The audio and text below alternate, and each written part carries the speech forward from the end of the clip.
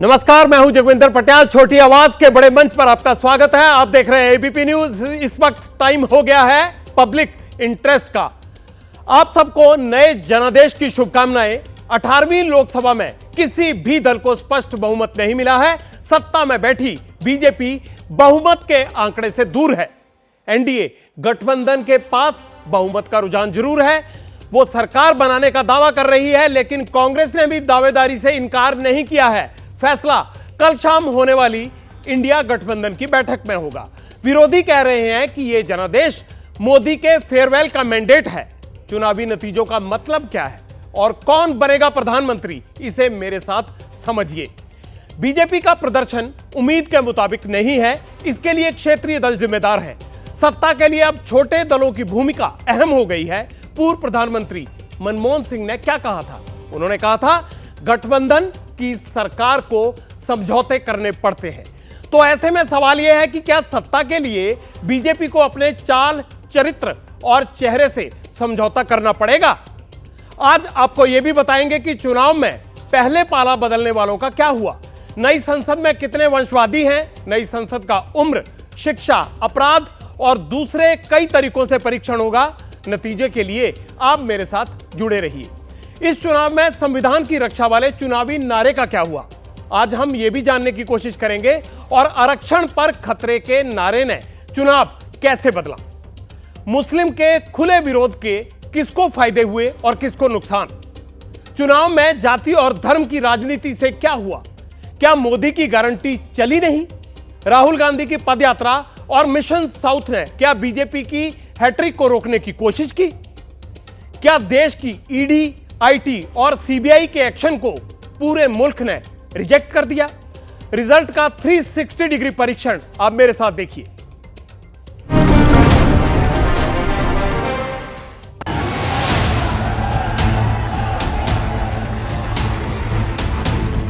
दो 2024 के चुनावी नतीजे क्या मोदी की फेयरवेल का मैंडेट है? और इस पावन दिन एनडीए की लगातार तीसरी बार सरकार बननी तय है। देश की जनता ने नरेंद्र मोदी जी को नकारा है, मोदी को फेयरवेल दिया है, मोदी जी को बस हो गया। ये जो अहंकार है मोदी और शाह जी का, उनको खत्म कर दिया है। क्या इंडिया गठबंधन सत्ता का प्रबल दावेदार है? कल डिसाइड होगा। इंडिया गठबंधन की मीटिंग है, कल हमारा अलायंस डिसाइड करेगा। बड़ी फाइन लाइन है, तो जो इंडिया गठबंधन डिसाइड करेगा उस पर हम एक्शन लेंगे। जनमत नहीं, अभी उनके इसमें कितना खेला होने वाला है और पता चलेगा। कांग्रेस के कार्यकर्ताओं का एक भावना है कि राहुल जी देश के प्रधानमंत्री बने और देश की जनता की भी भावना है। क्या बीजेपी को गठबंधन सरकार के लिए चाल, चरित्र और चेहरा बदलना होगा? 2024 में आशीर्वाद देते हुए इस ऐतिहासिक घड़ी को हम देख रहे हैं, जब प्रधानमंत्री मोदी जी तीसरी बार लगातार प्रधानमंत्री बन रहे हैं। क्या नैतिक पराजय स्वीकार करके नरेंद्र मोदी सत्ता स्पर्धा से दूर होंगे? क्या कोई और नेता भारतीय जनता पार्टी आगे करेगी जिसको प्रधानमंत्री बनाया जाएगा? ये भारतीय जनता पार्टी का अंदरूनी मामला है। क्या मोदी पीएम की हैट्रिक लगा पाएंगे? तेजस्वी जी बार बार कह रहे थे कि 4 जून के बाद कुछ बड़ा हो सकता है। संभवतः नीतीश जी या फॉर दैट मैटर चंद्रा बाबू, वो दोनों चाहेंगे कि देश को इस आत्म केंद्रित, आत्ममुक्त, एक वेंडेटा वाली पॉलिटिक्स से दूर ले जाया जाए, ऐसा मेरा विश्वास है। क्या देश में पीएम मोदी की लोकप्रियता घटी है? इससे साबित होता है कि मोदी जी की लोकप्रियता खत्म हो चुकी है। केवल धन बल और सत्ता के बल पर चुनाव जीते हैं। 18-18, 20-20 मंत्री, 8-8, 10-10 राज्यपाल, अमित शाह जी यहीं 10 दिन कैंप किए, 15 दिन, मोदी जी 3 दिन 4 दिन यहाँ आके रात को रात रुके, उसके बावजूद ये हालत हो गई। बीजेपी बहुमत से दूर, 400 का संकल्प चूर। सब कुछ होने के बावजूद भारतीय जनता पार्टी 10 साल शासन करने के बाद अपने बलबूते पे मेजॉरिटी मार्क भी टच नहीं कर पा रही। ये बहुत बड़ी गंभीर बात है जो गठबंधन को मजाक के तौर पे उड़ाया करती थी। वो पार्टी आज एक एक सीट वाली पार्टियों के आगे गिड़गिड़ा रही है। कौन बनेगा प्रधानमंत्री?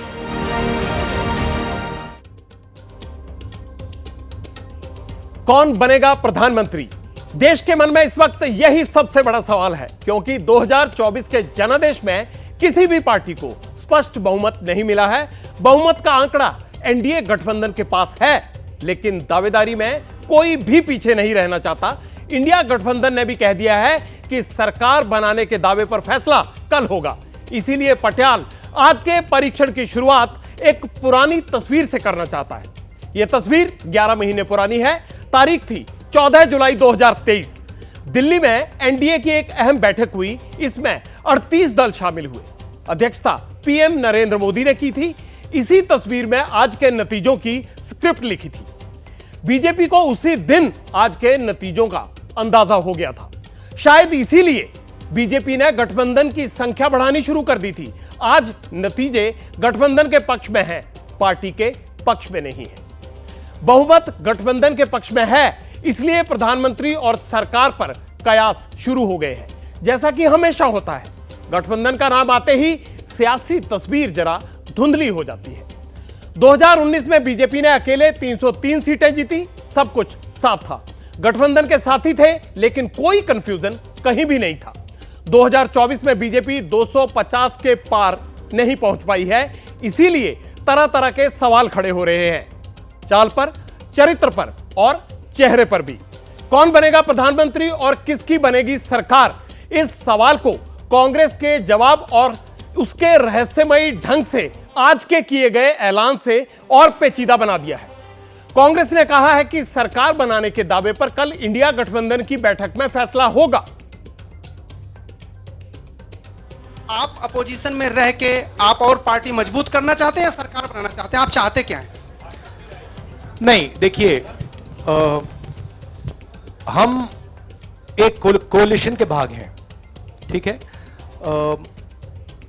कांग्रेस पार्टी है, बाकी पार्टियां हैं, और उनके साथ अभी हमारा डिस्कशन नहीं हुआ है।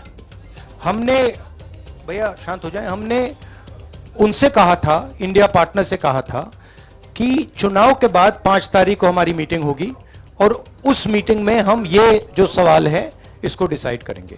तो सचमुच में इस सवाल का जवाब आज हमारे पास है नहीं, कल होगा। इंडिया गठबंधन और कांग्रेस पार्टी सिर्फ एक राजनीतिक दल के खिलाफ नहीं लड़ी थी। ये चुनाव हम, बीजेपी एक राजनीतिक दल, हिंदुस्तान के इंस्टीट्यूशंस, हिंदुस्तान का जो पूरा गवर्नेंस का स्ट्रक्चर है, इंटेलिजेंस एजेंसीज, सीबीआई, ईडी, ये सब, आधी जुडिशरी, इन सब के खिलाफ हम लड़े थे, क्योंकि इन सब संस्थाओं को, इन सब इंस्टीट्यूशंस को नरेंद्र मोदी जी ने और अमित शाह जी ने कैप्चर करा, धमकाया, डराया। जो देश में चुनाव के रिजल्ट आए हैं, ये मैं तो पहले कहूँगा, ये जो रिजल्ट है जनता की रिजल्ट है और ये जनता की जीत है और लोकतंत्र की जीत है। हम विनम्रता से जनमत को स्वीकार करते हैं। इस बार जनता ने किसी एक दल को पूर्ण बहुमत नहीं दिया। ये मैंडेट मोदी जी के खिलाफ गया है। ये उनकी राजनीतिक और नैतिक हार है। सरकारी मशीनरी ने कदम कदम पर अवरोध डाला, बैंक खाते सीज करने से लेकर तमाम नेताओं के खिलाफ अभियान चलाया। फिर भी शुरू से आखिर तक कांग्रेस पार्टी का कैंपेन सकारात्मक था। लोगों को ये विश्वास हो गया था कि मोदी जी को एक मौका और मिला तो अगला हमला संविधान पर सीधा होगा और लोकतंत्र पर होगा। केरल के वायनाड और यूपी की रायबरेली दोनों लोकसभा सीट से राहुल गांधी चुनाव जीत चुके हैं। इसके बाद उन्होंने अपने मतदाताओं को संदेश दिया है, आप भी सुनिए। To the people of Wayanad and Raebareli for the huge support that you have given me, जो आपने मुझे भारी सपोर्ट दिया, भारी बहुमत से आपने जिताया, इसके लिए आप सबको बहुत बहुत धन्यवाद। मुझसे पूछा जा रहा है कि मैं वायनाड का एमपी रहूंगा या रायबरेली का। मैं तो दोनों का रहना चाहता हूं। धन्यवाद, जय हिंद, कांग्रेचुलेशंस और बधाई आप सबको। नमस्कार।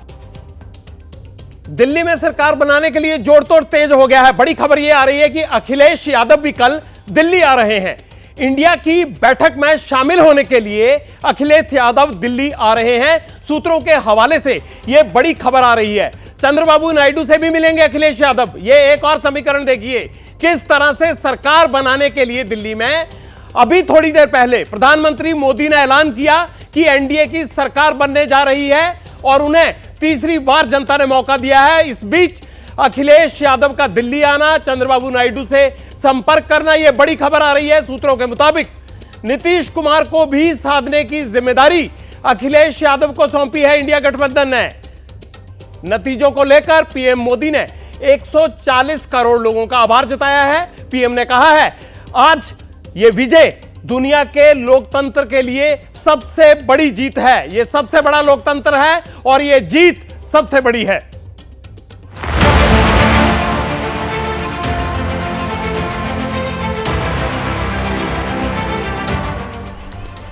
आज बड़ा मंगल है और इस पावन दिन एनडीए की लगातार तीसरी बार सरकार बननी तय है।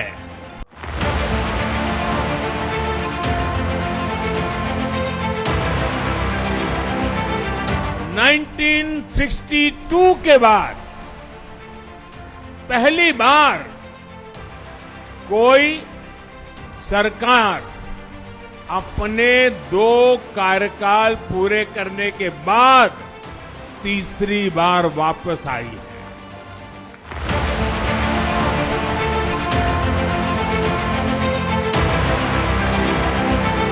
ये पहली बार होगा जब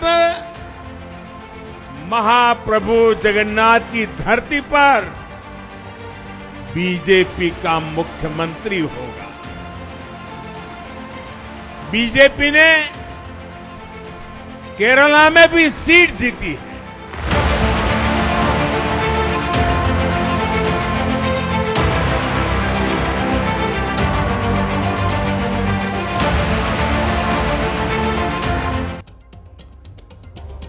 बीजेपी ने जिस मजबूती के साथ चुनाव लड़ा, चुनाव में मोदी के लिए जैसे समर्थन का दावा किया गया, रैलियों और रोड शो में जैसी भीड़ उमड़ी, दावा यही था कि अब की बार 400 पार।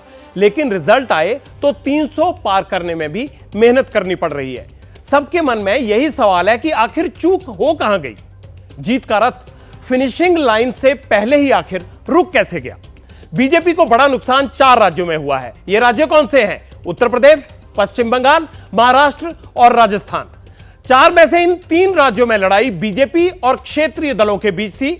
उत्तर प्रदेश में समाजवादी पार्टी, पश्चिम बंगाल में तृणमूल कांग्रेस, महाराष्ट्र में फूट और बिखराव के बावजूद शिवसेना और एनसीपी के गुटों ने बीजेपी को जबरदस्त टक्कर दी है। बीजेपी को राजस्थान में भी नुकसान हुआ है।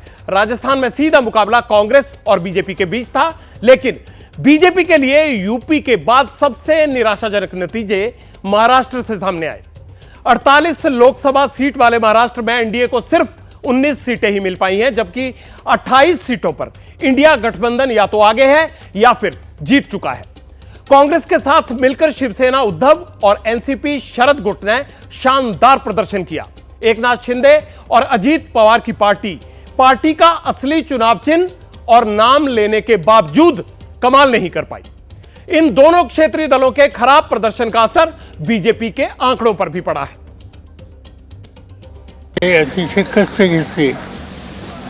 मैं महाराष्ट्र की जनता का आभारी हूँ। देश के नजरिए से यह चित्र बहुत ही आशादायक है। विशेष तौर पर उत्तर प्रदेश में जो बीजेपी का विचार था उससे अलग परिणाम आया। बीजेपी को जो जगह मिली वहाँ का मार्जिन कम हुआ है। देश की जनता ने नरेंद्र मोदी जी को नकारा है, मोदी को फेयरवेल दिया है, मोदी जी को बस हो गया। ये जो अहंकार है मोदी और शाह जी का, उनको ख़त्म कर दिया है इस देश में। अब से पहले इस्तीफा देना चाहिए, मोदी जी हार गए हैं। जनमत नहीं है अभी उनके इसमें कितना खेला होने वाला है और पता चलेगा। बिल्कुल होगा, चालू हो गया खेला। कहा जाता है कि दिल्ली की गद्दी का रास्ता उत्तर प्रदेश से होकर जाता है। इस बार यूपी में बीजेपी का खेल खराब हुआ है। अखिलेश और राहुल की जोड़ी ने मिलकर यूपी में कमाल कर दिया। उत्तर प्रदेश में अगर इंडिया ब्लॉक के स्ट्राइक रेट की बात करें तो इस चुनाव में समाजवादी पार्टी का स्ट्राइक रेट 55% और कांग्रेस का स्ट्राइक रेट 35% रहा है। उत्तर प्रदेश में बीजेपी का स्ट्राइक रेट 48% रहा। उसके सहयोगी दल आरएलडी का 100% स्ट्राइक रेट रहा और अपना दल की बात करें तो स्ट्राइक रेट 50% रहा है। उत्तर प्रदेश में BJP 31, Samajwadi party 37, Congress 7, RLD 2, अपना दल 1 और आजाद समाज पार्टी 1 सीट पर आगे चल रही है। प्रचार के दौरान जिनकी हार पर लिखित दावे हो रहे थे उन शहजादों ने बीजेपी की जीत का मजा किरकिरा कर दिया। इंडिया गठबंधन के क्षेत्रीय दलों ने ज्यादा सीटें जीत ली और एनडीए के क्षेत्रीय दल उम्मीद के मुताबिक सीटें नहीं जीत सके। मतलब यह तो डबल अटैक हो गया। सबसे पहले तो मैं मैनपुरी लोकसभा क्षेत्र के सभी लोगों को धन्यवाद देना चाहूंगी कि उन्होंने समाजवादी विचारधारा का जो समर्थन किया है। उत्तर प्रदेश की जनता ने भारतीय जनता पार्टी को एक सबक सिखाने का काम किया है। उनका अहंकार, उनकी तृष्णा को तोड़ने का काम किया है कहीं ना कहीं। और जिस तरह सभी समाज और सभी वर्ग के लोग एक साथ आए और जिस तरह समर्थन दिया, क्योंकि सभी लोग त्रस्त हैं और जो मौजूदा सरकार थी वो ये मानने को तैयार नहीं थी कि जनता परेशान है। एक और बड़ी खबर आ रही है इस वक्त। बिहार के मुख्यमंत्री नीतीश कुमार को लेकर यह बड़ी खबर है। कल सुबह दिल्ली पहुंच रहे हैं नीतीश कुमार। पीएम ने फोन कर बैठक के लिए न्योता दिया था, इसलिए दिल्ली आ रहे हैं नीतीश कुमार। बिहार के मुख्यमंत्री हैं। सुबह 10:45 पर विस्तारा की फ्लाइट से रवाना होंगे। टीडीपी प्रमुख चंद्रबाबू नायडू भी कल ही दिल्ली पहुंच रहे हैं। ये दोनों वो घटक दल हैं जो एनडीए में शामिल हैं और इनकी सीटों के सहयोग से एनडीए 272 के पार पहुंच जाएगा। इसीलिए एनडीए की बैठक में शामिल होने के लिए ये दोनों बड़े नेता कल दिल्ली आ रहे हैं। अब पटियाल आपको बताएगा कि यूपी, बिहार, बंगाल, महाराष्ट्र और हरियाणा में मोदी का मैजिक क्यों नहीं चला। इन राज्यों में बीजेपी का वोट कैसे स्विंग होगा। ग्राफिक्स के जरिए अब आपको यह समझाता हूं और बताता हूं कि सत्ता का समीकरण बिगाड़ने के लिए इन राज्यों में कैसे प्रदर्शन किया गया। अब देखिए और गौर कीजिए अब इस पर। देश के नक्शे में 2024 और हम 2019 की तस्वीर भी आपको दिखाएंगे। पहले उत्तर प्रदेश का देख लीजिए आप। एनडीए 36, इंडिया गठबंधन 43, बीएसपी कोई नहीं, अन्य 1। ये 80 सीटें जो है ये बहुत महत्वपूर्ण हो जाती हैं और इसीलिए हम आपको इन सब का, जहां आप ये लाल रंग देख रहे थे, यहां बीजेपी को धक्का लगा है। बिहार की बात कर लेते, 40 सीटें हैं यहां पर। एनडीए के पास देखिए आप 30 और इंडिया गठबंधन 9, अन्य 1। और ये देख लीजिए वो सीटें जो लाल रंग में दिखाई दे रही हैं, वो बिहार का नक्शा लाल रंग और ग्रे रंग के माध्यम से हमने आपको दिखाया है। जिन जिन सीटों पर संकट आया वो सीटें यहां दिख रही हैं एनडीए के लिए। अब हम आपको महाराष्ट्र दिखाते हैं। महाराष्ट्र का क्या है हाल। ये वो सब राज्य हैं जहां पर एनडीए को दिक्कत हुई है। मोदी मैजिक की जो बात कर रहे थे नहीं चला, ये वो राज्य हैं। महाराष्ट्र में 48 सीट थी, एनडीए के पास 18 और इंडिया गठबंधन के पास 29। यहां इस बार बड़ा नुकसान हुआ है। जो वहां विधानसभा में तोड़फोड़ हुई थी उसका नुकसान यहां दिख रहा है। वो नक्शा देखिए आप सामने। हमने 3 रंगों में आपको दर्शाया है कि कहां कहां नुकसान हुआ है और ये सीट वाइज वो सब चीजें हैं। अब पश्चिम बंगाल पर गौर कर लीजिए। पश्चिम बंगाल में कांटे की टक्कर थी, बहुत जबरदस्त मुकाबला वहां ममता बनर्जी और बीजेपी के बीच में था। यहां बीजेपी को 12 सीटें, देखिए कम हो गया बीजेपी का इस बार का आंकड़ा, और कांग्रेस प्लस उनको 1 सीट मिली है। और टीएमसी देखिए, तृणमूल कांग्रेस 29 सीट, इन्होंने 2019 के मुकाबले अपनी सीटें यहां पर बढ़ा ली हैं। देखिए ये हरे रंग में और लाल रंग में और एक नीले रंग का, हमने ये सीटों का पूरा पश्चिम बंगाल का गणित आपको समझाया है कि कौन कौन सी सीटें हैं, कहां कहां क्या गड़बड़ी हुई। अब पटियाला आपको देश के नक्शे पर 2024 के नतीजे दिखाएगा, उससे आपको यह पता चलेगा कि देश के किस हिस्से में किस राजनीतिक दल को अपना वोट दिया। अब देखिए कितनी बदली तस्वीर, 2 चीजें हैं दोनों तरफ। आप ये मैप देख रहे हैं भारत का, इसको रंगों के माध्यम से हमने दिखाया है। आप पार्टी का रंग देख लीजिए, फिर नक्शे का रंग देख लीजिए। 2019 में बीजेपी प्लस 352 थे और कांग्रेस प्लस 94 और अन्य 97 सीटों पर थे। लेकिन यह तस्वीर आप 24 में देखेंगे कि किस लिहाज से बदली है। अब यहां ये एनडीए 294 294, इंडिया गठबंधन आप देख लीजिए 231 पर है और अन्य 18 पर। वहां अन्य कितने थे, यहां अन्य कितने रह गए, वहां 94 था, यहां 231 हो गया, वहां 352 था और वहां रह गया इस बार 294। ये दोनों कलरफुल मैप जो हमने आपको दिखाए हैं देश की राजनीति को समझने के लिए शायद ये आपके लिए मददगार साबित होंगे। देश का राजनीतिक नक्शा 2014 के चुनाव के बाद कैसा था और 2019 के बाद वो तस्वीर कैसी थी, ये आप इन रंगों के माध्यम से देख सकते हैं। यानी राजनीतिक तस्वीर लगातार बदल रही है और 2019 के मुकाबले 2024 की जब आप तस्वीर देखेंगे तो उसमें और ज्यादा बदलाव हमें नजर आ रहा है। जो एनडीए का पूरा खाता था सीटों का, वो घटता दिख रहा है। देश का राजनीतिक नक्शा 2014 के चुनाव के बाद कैसा था, 2019 के चुनाव में कैसा था, यह नक्शा 2024 के में कैसे बदला, चलिए आपको ये तो दिखा दिया हमने। अब ये 2 और तस्वीरों पर आपको गौर करना होगा, वो भी हमने 19 और 24 की आपको दिखाई हैं। अपने वोट से देश का राजनीतिक कैसे रंग बदलता है, ये इन दोनों तस्वीरों के माध्यम से आप देख लीजिए।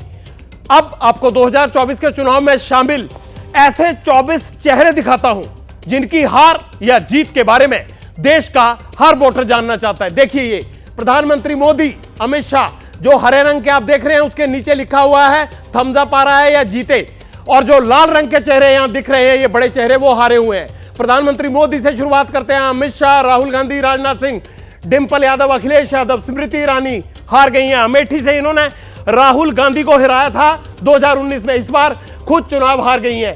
शिवराज सिंह जीते हैं बड़े मार्जिन से, जिस तरह से अमित शाह बड़े मार्जिन से जीते हैं। ज्योतिरादित्य सिंधिया जीत गए, हरे रंग का आप निशान देख रहे हैं। पीयूष गोयल, रविशंकर प्रसाद, गिरिराज सिंह, मीसा भारती, शत्रुघ्न सिन्हा, अनुराग ठाकुर, मनोहर लाल खट्टर सब जीत गए हैं। अब निचली आखिरी लाइन में आ जाइए, आप देखेंगे नारायण राणे जीते, लेकिन नवनीत राणा जो कि अपने बयानों के लिए और मुखर स्वर के लिए हमेशा जानी जाती थी, वो चुनाव हार गई हैं। सुप्रिया सुले आगे चल रही हैं और दिग्विजय सिंह हार गए हैं। दिग्विजय सिंह पुराना चेहरा कांग्रेस का, आप जानते हैं, पूर्व मुख्यमंत्री हैं। मध्य प्रदेश के चिराग पासवान जीत गए हैं, असदुद्दीन ओवैसी, अनुप्रिया पटेल और मनोज तिवारी सभी लोग जीत गए हैं। इस बार चुनाव में हर पार्टी ने खूब प्रयोग किया, खासकर बीजेपी ने। अब पटियाला आपको मोदी के मंत्रियों का चुनावी रिपोर्ट कार्ड दिखाएगा। एक बार 26 मंत्री स्क्रीन पर आएंगे। आप देखिए ये वो सब चेहरे हैं जिन्हें आप मोदी मंत्रिमंडल में देखते होंगे। राजनाथ सिंह को देख लीजिए, अमित शाह को देख लीजिए, नितिन गडकरी को देख लीजिए, अर्जुन मुंडा पीछे चल रहे हैं, स्मृति ईरानी हार गई हैं। बाकी सब जो मंत्री हैं इसके आगे पीयूष गोयल, धर्मेंद्र प्रधान, प्रहलाद जोशी, नारायण राणे, सर्बानंद सोनोवाल सब जीत के नीचे हरे रंग दिख रहे हैं, इसलिए मैं आपको बता नहीं रहा हूं अलग से। वीरेंद्र खट्टी, गिरिराज सिंह, ज्योतिरादित्य सिंधिया, गजेंद्र सिंह शेखावत, किरण रिजिजू, आरके सिंह पीछे चल रहे हैं अभी, मनसुख मांडविया जीत गए हैं, भूपेंद्र यादव जीत गए हैं। उधर देख लिए महेंद्रनाथ पांडे हार गए हैं, पुरुषोत्तम रूपाला काफी विरोध था लेकिन बावजूद उसके जीत गए हैं। जी किशन रेड्डी जीते, अनुराग ठाकुर जीत गए हैं हमीरपुर से, राव इंद्रजीत सिंह गुड़गांव से जीत गए, जितेंद्र सिंह जीत गए हैं, अर्जुन राम मेघवाल जीत गए हैं और श्रीपद नायक जीत गए हैं। ये वो चेहरे हैं जो मोदी मंत्रिमंडल की शान थे। आंकड़े कहते हैं कि बीजेपी के पास बहुमत नहीं है। पार्टी ने मौके की नजाकत को समझा, फैसले के बाद टॉप टू बॉटम पार्टी की जगह एनडीए का नाम लिया जा रहा है। ऐसी स्थिति में नीतीश कुमार और चंद्रबाबू नायडू बहुत महत्वपूर्ण हो जाते हैं। नीतीश कुमार जो चुनाव से पहले इंडिया का झंडा उठाए हुए घूम रहे थे, अचानक एनडीए में आ गए हैं। अब वो बिहार में ज्यादा सीट के साथ बिग ब्रदर की भूमिका में दिख रहे हैं। आंध्र प्रदेश में कमबैक करने वाले टीडीपी के चंद्रबाबू नायडू के पास भी किंग मेकर वाले सांसद हैं। कल दिल्ली में एनडीए की बैठक है, दोनों नेता उस बैठक में शामिल होंगे, लेकिन उनकी शर्तें भी होंगी कुछ। अब इन शर्तों पर सबसे बड़ा सियासी घमासान होगा। सूत्रों के हवाले से बड़ी खबर यह आ रही है कि कल ये दोनों नेता 11:30 बजे होने वाली मीटिंग में शामिल होंगे। और यह इस वक्त की बहुत बड़ी खबर है कि जो दो बड़े घटक दल माना जा रहा है कि उनको इंडिया गठबंधन अपनी तरफ लाने के लिए कोशिश कर सकता था, वो दोनों कल एनडीए की बैठक में शामिल होंगे। चुनाव के दौरान पटियाल ने आपको तावड़े की टास्क फोर्स के बारे में बताया था। आप जानते हैं ना कि तावड़े की टास्क फोर्स यानी वो नेता जिन नेताओं को तोड़कर दूसरी पार्टियों से अपने यहां लाया गया, और उनको बारे में यह कहा जाता था कि ये वॉशिंग मशीन में जा रहे हैं। दूसरी पार्टियां इसे मुद्दा बनाती थी, लेकिन बावजूद उसके वो कितने नेता जीते, हम आपको इसकी जानकारी भी विस्तार से देंगे, क्योंकि बहुत महत्वपूर्ण हो जाता है कि तावड़े का काम क्या था। विरोधी दलों के नेता को बीजेपी में भर्ती करना, उन्होंने खूब तोड़फोड़ मचाई। चुनाव के दौरान बीजेपी ज्वाइन करने वाले नेताओं की संख्या हजारों में थी। इन सबका दावा था कि ये जहां खड़े हो जाएंगे विजय जुलूस वहीं से निकलेगा, लेकिन ऐसा हुआ नहीं। 2019 के बाद अपना दल छोड़कर बीजेपी ज्वाइन करने वाले दल बदलू नेताओं का क्या हुआ, उनकी स्थिति क्या है, अब आप वो जान लीजिए। पार्टी में बीजेपी से आए 85 नेता जो दूसरे दलों से आए थे, लोकसभा में टिकट पा गए, बीजेपी ने टिकट दे दिया। लेकिन इसमें से केवल 31 ही चुनाव जीत पाए, 54 चुनाव हार गए, मतलब 64% हार गए। अब यह देखिए कि दल बदलने वालों को भी इस बार जनता का पूरा समर्थन नहीं मिला। अब आपको 2024 चुनाव के रिजल्ट की बड़ी बातें बता देता हूं। राम मंदिर का मुद्दा नहीं चला। सबूत के लिए यूपी के नतीजों को देख लीजिए आप, वहां से यह पता चल जाएगा। और आश्चर्य की बात यह भी है कि अयोध्या में बीजेपी हार गई है, और जो दल राम मंदिर के दर्शन करने नहीं पहुंचे थे उनका प्रत्याशी जीत गया। धारा 370 को लेकर बीजेपी ने खूब माहौल बनाया, लेकिन जैसे बीजेपी की सीट घटी है, कहा यह जा रहा है कि इस मुद्दे ने भी उम्मीद के मुताबिक परिणाम नहीं दी। इंडिया गठबंधन का जातीय जनगणना का मुद्दा वोटरों को पसंद आया है। जाति वाली राजनीति के गढ़ में कांग्रेस का बेहतर प्रदर्शन इसका सबूत बताया जा रहा है। पूरे चुनाव में संविधान और आरक्षण बड़ा मुद्दा रही। बीजेपी ने कहा कि कांग्रेस ओबीसी आरक्षण छीनकर मुसलमान को दे देगी। कांग्रेस ने यह कहा कि बीजेपी संविधान खत्म कर देगी, लेकिन दिखता यह है कि इस विवाद का फायदा बीजेपी को कम और इंडिया गठबंधन को ज्यादा हुआ है। महिला आरक्षण, लखपति दीदी, ड्रोन दीदी समेत महिला वोटर के लिए कई दावे किए गए, लेकिन नतीजों पर इनका असर कम दिखा है। कहा जा रहा है कि बीजेपी को उम्मीद के मुताबिक इनका फायदा नहीं हुआ। अब आपको चुनाव के उस मुद्दे का अपडेट देंगे जो इंडिया गठबंधन के खिलाफ सबसे पहले उठाया गया था। आपको याद होगा कि प्रधानमंत्री लगातार वंशवाद का आरोप लगा रहे थे। ऐसे में लग रहा था कि वंशवादी राजनीति का अंत हो जाएगा, लेकिन ऐसा हुआ नहीं। दोनों गठबंधन ने वंशवाद के आधार पर टिकट दिए थे, उनका क्या अंजाम हुआ अब आप वो जान लीजिए। एनडीए ने 128 ऐसे उम्मीदवारों को टिकट दिया जिनके नाते रिश्तेदार पॉलिटिक्स में थे। इनमें से 77 जीते हैं। इनमें से बीजेपी के 96 टिकट और हैं जो दिए गए थे, जिनमें से 97 को जीत मिली है। लेकिन इंडिया में 152 वंशवादियों को टिकट मिला था। अगर इंडिया गठबंधन की बात करें, इसमें से 75 जीते हैं। कांग्रेस के खाते में 96 वंशवादी थे जो 40 जीत गए। यह पूरा तुलनात्मक अध्ययन है इनका। 2024 का लोकसभा चुनाव अब तक का सबसे महंगा आम चुनाव रहा है। इस बार इलेक्शन में कई अरबपति कैंडिडेट्स ने अपनी किस्मत आजमाई थी। पब्लिक इंटरेस्ट में हम आपको लोकसभा चुनाव के दौरान ऐसे अमीर उम्मीदवारों का इंडेक्स पहले भी दिखाते रहे हैं। नतीजों में उन अरबपति उम्मीदवारों का क्या हुआ, यह भी जान लीजिए। इसमें आपको यह भी पता चल जाएगा कि नई संसद में कितने अरबपति होंगे। 2024 लोकसभा चुनाव में कुल 68 अरबपति प्रत्याशी मैदान में थे। 46% यानी 31 प्रत्याशी नतीजों में आगे चल रहे हैं या फिर जीत चुके हैं। 54% यानी 37 प्रत्याशी ऐसे हैं जो नतीजों में पीछे चल रहे हैं या फिर हार गए हैं। ये उन अरबपतियों का लेखा जोखा दे दिया जिनको टिकट दिए गए थे। देश में जो चुनाव हुआ उसमें दर्जनों ऐसे चेहरे थे जिनके नाम पर वोट मांगे गए। वोटर ने वोटिंग की, लेकिन मुख्य मुकाबला मोदी और राहुल गांधी के चेहरे के बीच में था। अब पटियाल आपको ऐसी सीट्स के बारे में जानकारी देगा जिसमें सीधा मुकाबला कांग्रेस और बीजेपी के बीच था। वहां नतीजे कैसे रहे आप ये जान लीजिए। कांग्रेस और बीजेपी में 288 सीट पर सीधी लड़ाई थी, जिसमें से 182 सीट पर बीजेपी और 82 सीटों पर कांग्रेस को बढ़त मिली है। बाकी 24 सीट बीजेपी और कांग्रेस के पास नहीं आई, वो अन्य दलों के खाते में चली गई हैं। तो ये सारा उनका अंकगणित हो गया, जहां सीधी सीधी आमने सामने दोनों बड़े दलों के बीच में टक्कर थी। चुनाव में धर्म का तड़का भी खूब लगा। धर्म के नाम पर ध्रुवीकरण करने में हर राजनीतिक दल आगे रहा, किसी ने कोई कोर कसर नहीं छोड़ी। देश की अलग अलग राजनीतिक पार्टियों ने 68 मुस्लिम कैंडिडेट्स को मैदान में उतारा। 68 में से 25 आगे चल रहे हैं। बीजेपी ने एक मुस्लिम कैंडिडेट को मैदान में उतारा था जो हार की तरफ बढ़ रहा है। यह अब तक धर्म के आधार पर दी गई टिकटों का सारा बंटवारा और उनके नतीजे थे। अगर आरक्षित सीटों की बात करें तो बीजेपी को यहां अच्छी बढ़त मिली है। देश की 84 एससी सीटों में से 29 पर बीजेपी और 19 पर कांग्रेस लीड कर रही है। 7 सीटों पर समाजवादी पार्टी, 6 पर टीएमसी, 4 पर डीएमके, 3 पर टीडीपी को बढ़त मिली है। 16 सीटों पर अन्य भी आगे चल रहे हैं। देश की 47 एसटी यानी शेड्यूल्ड ट्राइब सीटों में से बीजेपी 25 सीटों पर और कांग्रेस 11 सीटों पर आगे चल रही है। वहीं 11 सीटों पर अन्य भी आगे हैं। बीजेपी और कांग्रेस दोनों दलों ने ही मिशन साउथ पर बहुत जोर दिया इस बार। राहुल गांधी जहां भारत जोड़ो यात्रा को लेकर लोगों से मिलते रहे, तो दूसरी तरफ प्रधानमंत्री मोदी ने मंदिरों में दक्षिण के दर्शन करने में कोई कसर नहीं छोड़ी। पूरा दक्षिण उन्होंने मंदिरों के तरीके से पूजा, शुरू से लेकर आखिर तक।